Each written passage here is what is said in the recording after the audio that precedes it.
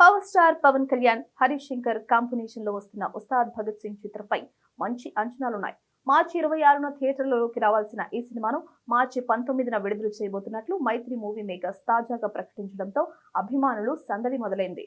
అయితే cinema promotions ఊపందుకుంటున్న తరుణంలో book my షోలో కనిపిస్తున్న సినాప్సిస్ ఇప్పుడు చర్చనీయాంశంగా మారింది. నిజానికి మొదటి నుంచి ఈ సినిమా విజయ్ నటించిన తేరీ రీమేక్ అని వార్తలొచ్చాయి.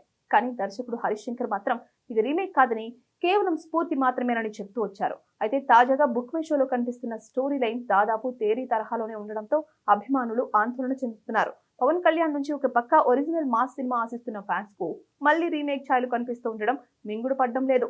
సాధారణంగా బుక్ మై షో వంటి ప్లాట్ఫామ్స్ లలో సినిమాల రిలీజ్ కు ముందు ఇలాంటి స్టోరీ లైన్స్ యాడ్ చేయడం జరుగుతూ ఉంటుంది.